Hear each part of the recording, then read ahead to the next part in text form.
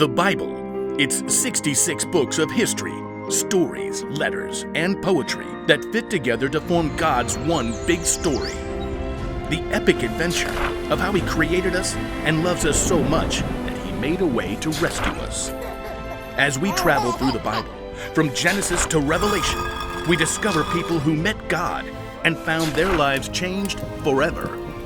And now for an amazing story, inspired by the book of Numbers, chapter 13. Moses was 80 years old, living the quiet life, when God challenged him to return to Egypt and demand freedom for the Israelites. After terrible plagues, a scary trip through the Red Sea, and a dry, hot trek across the desert, Moses and the Israelites had finally reached the edge of the land God had promised to them. God told Moses, "Send some men to check out the land of Canaan. I am giving it to the Israelites. Send one leader from each of Israel's tribes." Moses called together the leaders of each of the 12 tribes. "Step forward when I call your name. Gadi, Goel, Gadiel, Sethur, Shammua, Shaphat, Nabi, Palti, Amil, Caleb. Here. Joshua." Present. Okay, that's 11. Oh, Igal. Yeah, that's me. I need the 12 of you for a secret mission. Well, you picked the right guy. Yeah. We got this. God is giving us this land. Go see what it's like. See whether the people who live there are strong or weak, few or many. Do the towns have high walls around them? Is it rich land or poor land? Do your best to bring back some of the fruit of the land. You can count on us. Would you prefer grapes or pomegranates? Shove off, kids. I'm in charge of this little spy expedition. The 12 men set off to explore Canaan. For 40 days, they traveled the land. Day 1. Broke a sandal strap. But look how rich the land is. Practically flowing with milk, and wow, just look at this honeycomb. A bee sting. Well, that ain't so good. What about those giant piles of rocks over there? You mean the cities? Those are cities? They gotta be built by giants. Giants? Moses didn't say a word about giants. But check out the size of these amazing grapes. Even the grapes are giants.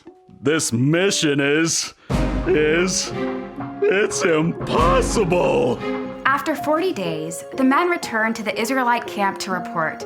They brought with them a bunch of grapes so large it had to be carried on a pole between 2 men.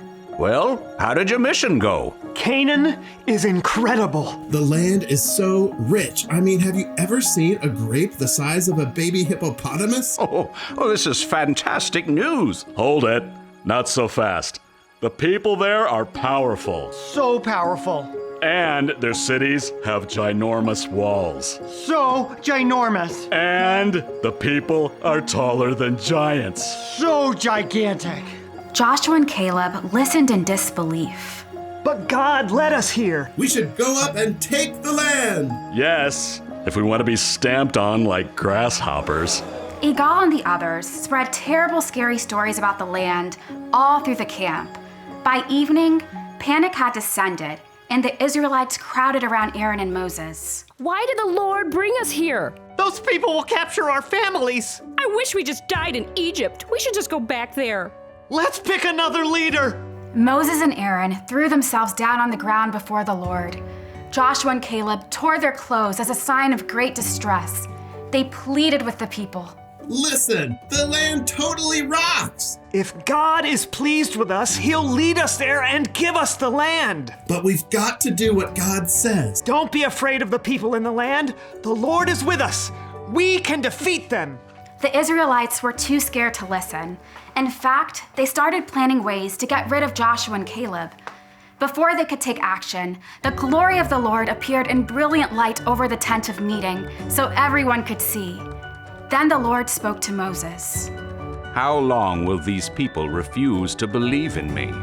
I will strike them down. Lord, your love is great, so forgive their sin, just as you've done over and over since they left Egypt. I have forgiven them, but not one of these people will see the land I promised to give them.